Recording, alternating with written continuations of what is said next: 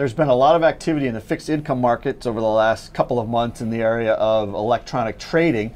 Joining me to sort out what's going on and how it might play out are two gentlemen from Bonds.com. To my far right is George Okrepke, the president of Bonds.com. George, good to see you again. Good to see you again. And Tom Thies, the CEO of Bonds.com. Tom, thanks for coming by. Thanks for having us. So, George, I'm going to start with you. You were here about a year ago talking about some of the developments that have happened. It's been a busy year, certainly. And again, as I mentioned off the top, in the last, couple of months or so, we've seen a lot of activity. BlackRock has come out, Goldman Sachs, some of the other firms are all coming out with news about electronic platforms. Can you set the stage for us? Tell us what's going on here. Absolutely. Thanks for having us back, by the way. It's been a year. Yeah. We spent the last year traveling around the world talking to customers everywhere from Zurich out to Seattle. And I'm just amazed at the initiative clients are taking, by the way. That's both on the dealer and the client side, the buy side, and trying to solve what they think is a very big issue for them. And that's creating an efficient market to trade going forward.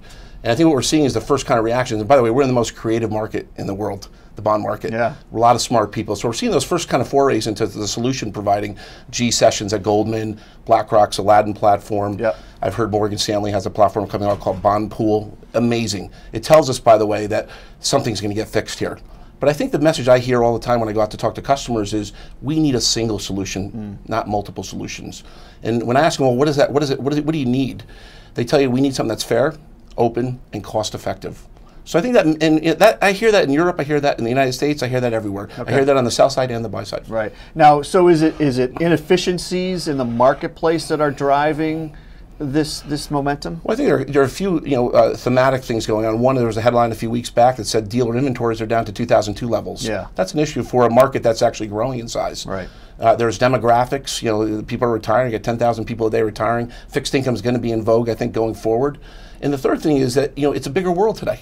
Right. So the inefficiencies that we're just kind of ingrained in the marketplace need to be fixed so people can reach a broader audience. Yeah, right. Okay, good. Now, Tom, I want to turn it over to you.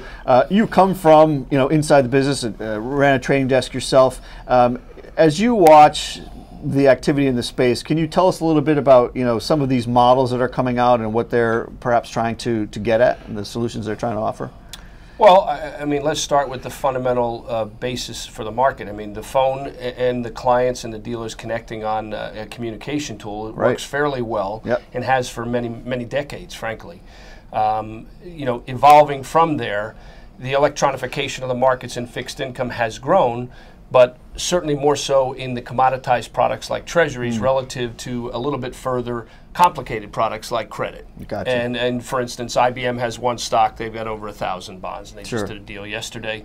We have a marketplace here that needs a solution to connect those things better. Okay. And tell me a little bit about, specifically now, about Bonds.com and where you guys fit into this place, because you've got, as you say, on the treasury side of things, you've got some of the, on the corporate side, again, with so many different issues coming out. It is a rather complicated marketplace, I should think, to have an electronic platform. What are you guys doing, and how are you sort of cracking this nut? I'll start that. We were here a year ago, by the way. We were just a bunch of guys in a room with I think what was a great idea. And today, 40 blocks north of here, we do 1,000 trades a day. Okay. And we've had over 1,000 customers do transactions. And one of the great testaments to what we're doing is Tom Thies here. Tom was running the credit business at Jefferies. He not only believed in what we were doing, he invested in what we were doing, and now he actually is the CEO of the company. Right, yeah. So I'll let him tell you why he did that. And okay. Well, I think that the market's ready for evolution, and I mean quickly, exponentially, and not so much radically. It's just a simple solution. Why don't we bring everybody into one swimming pool, let everybody play in one aggregated centralized marketplace? There was this meeting up in Boston. The theme that came out of that meeting is, if we centralize everything in one place and the communication connectivity is allowed to happen, perhaps we'd augment and enhance liquidity.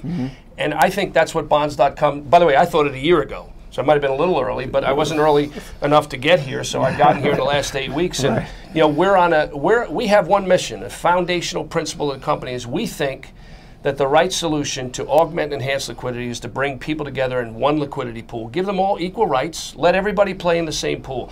Not the inter-dealer segregated market of the old days, which still exists, and not replicating the phone method by technology. Not okay, it is cool to be able to click a button and get 20 dealers at once as opposed to one, but why don't we let the clients and the dealers all participate in one pool together, bring it in an I really believe, and obviously I'm voting with my feet now. Right. I've joined the company because I believe bringing everybody together in one pool will actually change the experience for the users and actually enhance the opportunity. You know, transparency's been around for a long time. Sure.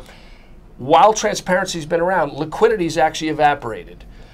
Well, there hasn't been any other way to express the opportunity for liquidity until bonds.com, and that's really what got me excited in the company so much that I voted with our capital at Jefferies. Right. And then, in addition, voted with my feet to get here. Right. Now, is this a marketplace in which kind of the technology that you're bringing to bear is going to be really relevant for kind of a certain sort of size segment, and then sort of beyond, maybe that sort of high touch is going to remain sort of the way that trades get done, or is it really across the waterfront? So I'll talk about the model. You know, we have a CLOB model, Central Limit Order Book model, which is all to all. Everybody comes into the book. And if I had a crystal ball, I'd let Tom talk into what he thinks it looks like being a practitioner in the market, having been a trader. But I think you might have a two-level market out there. And I think the CLOB kind of answers one part of it, and the phone still answers the other part of it. Okay. I mean, your thoughts? Yeah, I mean, I think the efficiency of technology into one pool brings a tremendous amount of standardization, and then also a base case. Right. A base case which might work for a certain size. You know, 0 to 1 million, absolutely. 0 to 5 million, certainly at times. The larger trades that happen typically happen both through relationship and are also driven very much by the new issue market. And those two things combined together, those are major phone conversations. You know, when a large client on the West Coast or in Boston or in the South comes into this market, says they want to vote with a credit decision and give money to somebody building a bridge, somebody investing in the future. I used IBM before, I'll say it again, you know, in the IBM market. They're doing that strategically. That's a big conversation and a big decision. And they're probably going to have a few people on the phone talking about that. That's not an electronic event. What is electronic is the ease of, you know what, I don't have time for this. I want to get these 10 trades done instantly. And I can do it instantly because these guys have a price. And I say these guys is now us. Right, okay. Finally, gentlemen, you know, as we've talked about, you know, there are firms that are coming up with solutions or platforms or whatever. So there's going to be a lot of competition for this business. How do you guys see that playing out? Clearly, the marketplace ultimately will decide who's successful and who's not, because they're going to those platforms that offer the best value and the efficiency and all those types of things. But do you have any perspective on, you know, looking into the crystal ball that I know you guys have on your desk back at the office? Yeah, I do have one. And I'll let you borrow it, by the way, if you need to borrow it. But I think what I see in the crystal ball every day is this market that is unbiased, neutral, efficient, and cost-effective. I think that's the only thing that's going to win the day. Okay. And by the way, it's winning in every other marketplace. Right. Whether it be consumer products, financial products, it doesn't matter. It has to be fair and unbiased. And I think I hear that from every customer I sit with. Right. So that's it. So the platforms that offer that, people will go to trade I think they'll go there. Yeah. Tom? Yeah, I don't think there's a one-dimensional solution. Yeah. I do think that a neutral solution is the theme that we hear from clients, and I say on the buy side especially, is a neutral aggregated solution is a better alternative than trying to have 20 people with the same solution. Yeah, yeah. And, you know, I think there are multiple ways to deliver that. You know, obviously for us, we certainly hope to be a big value proposition in delivering part of that way and part of that answer going forward. Okay, good.